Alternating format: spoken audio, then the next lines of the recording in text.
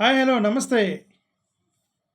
YV Subbareddy గారి కుమారుడు YV Vikrant Reddy గారు మీద కర్నాటి వెంకటేశ్వరరావు పెట్టినటువంటి కేసు కోసం కేసు ఆ డీ ఐ మీన్ ఆ కాంటెక్స్లో వైవి విక్రాంత్ రెడ్డి గారు ఈ ఆంధ్రప్రదేశ్ హైకోర్టులో యాంటిసిపేటరీ బెయిల్ వేశారు అనేది ఇక్కడ న్యూస్.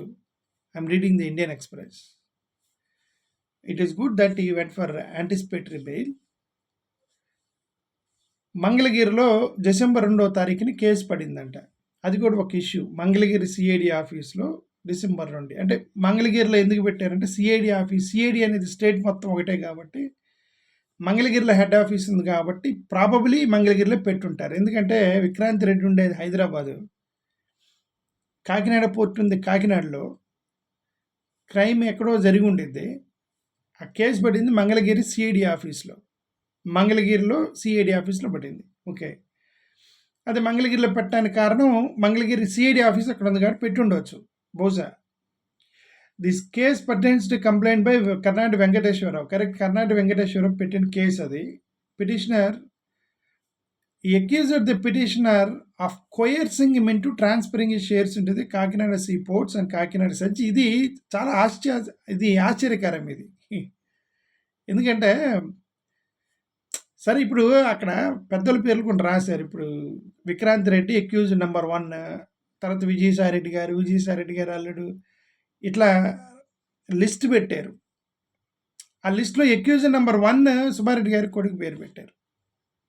అది కొంచెం సస్పెక్టివ్. ఏంటంటే అది చాలా యంగ్ పర్సన్. అతను సుబ్బారెడ్డి గారు వాళ్ళ అబ్బాయి చాలా యంగ్ పర్సన్, చాలా పిల్లోడేనే చెప్పాలి, నిజం చెప్పాను పిల్లోడే. మరి అతను వెళ్ళి సాక్షాత్తు చంద్రబాబు నాయుడు గారు రిఫర్ చేసి కేవీఆర్ గ్రూప్కి ఆ కాకినాడ పోర్టుని అప్పచెప్పినటువంటి అంత పెద్ద వ్యక్తి కేవీఆర్ గ్రూప్. అతనే నార్మల్ కార్యకర్త కాదు. కార్యకర్త అయితే పిల్లడు కూడా బెదిరించి, పవర్ ఉన్న ప్రతివాడు ఇప్పుడు బెదిరించడానికి పవర్ సరిపోయింది, ఏజ్ అవసరం లేదు, పవర్ చాలు. బట్ అవతల వ్యక్తి ఏం పవర్లెస్ ఏం కాదు కదా. కేవీఆర్ గ్రూప్ అతను సాక్షాత్ చంద్రబాబు నాయుడు గారు రిఫర్ చేసి పోటీ ఇప్పించాడు. ఆల్రెడీ 10-12 కంపెనీలు ఉన్నాయి అతనికి. కోట్లకి అధిపతి, వేల కోట్లకి అధిపతి.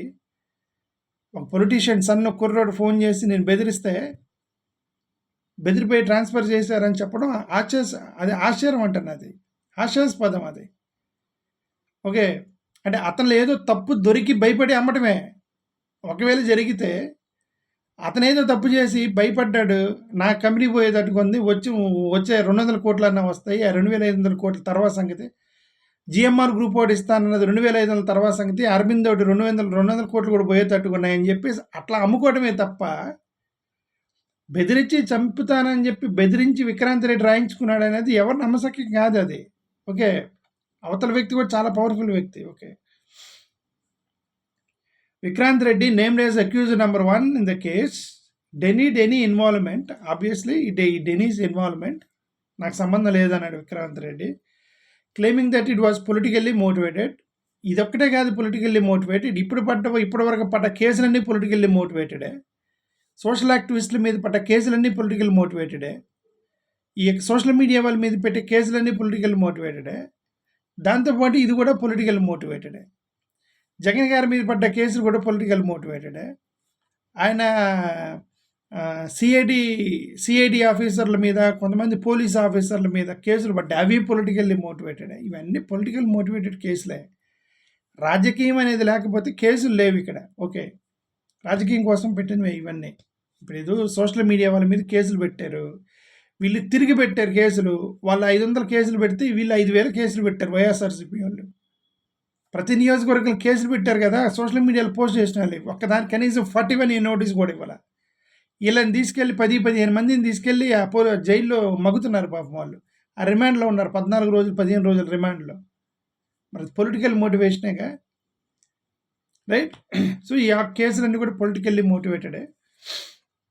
His counsel argued that the CID had registered the case without conducting preliminary inquiry to validate the charges.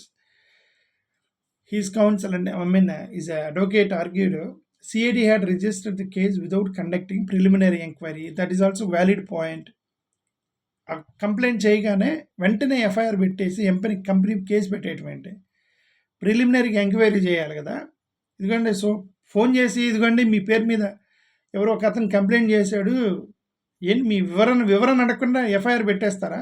పెట్టేశారండి. వెంటనే కంప్లైంట్ చేయటం, ఎఫ్ఐఆర్ పెట్టేయటం మొత్తం చకచకా జరిగిపోయినాయంటే ఇవన్నీ ప్రీ ప్లాన్డ్ అని అర్థం. ప్రీ ప్లాన్డ్ అయితేనే వితౌట్ ఎంక్వైరీ డైరెక్ట్గా ఎఫ్ఐఆర్ పెడతారు. ఓకే.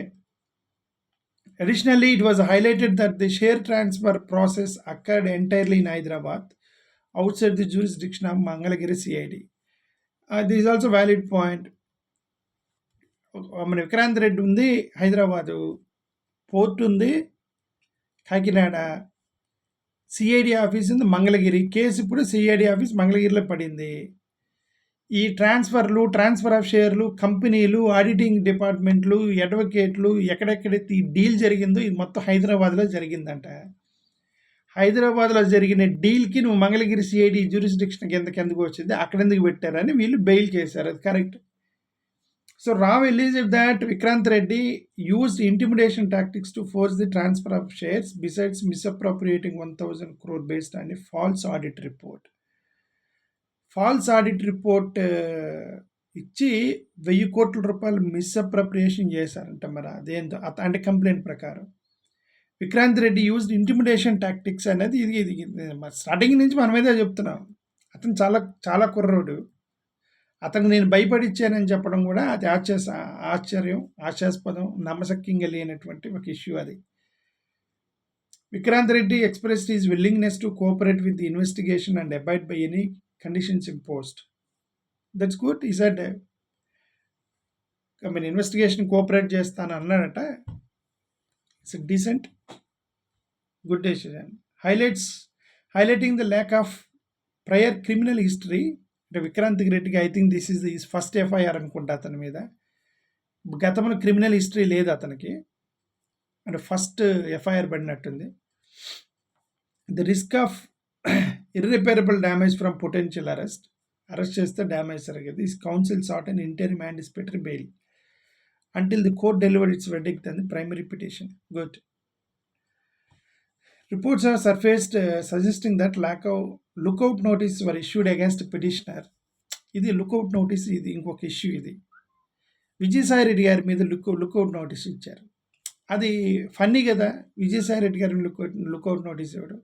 ఆయన రాజ్యసభ ఎంపీ. ఆయన ఎప్పుడు ఢిల్లీలోనే మోడీ గారి చుట్టూ తిరుగుతూ ఉంటాడు నా విజయసాయి రెడ్డి గారు. ఓకే. ఆయనకి అంత ఇన్ఫ్లుయెన్స్ ఉంది ఢిల్లీలో. పార్లమెంట్కి అటెండ్ అవుతాడు విజయసాయి రెడ్డి గారు, కంపల్సరీగా అటెండ్ అవుతాడు. మోరోవర్ విశాఖపట్నానికి ఇప్పుడు ఉత్తరాంధ్రకి రీజనల్ కోఆర్డినేటర్గా అపాయింట్ చేశారు. ఆయన పారిపోతాడు విదేశాలకి.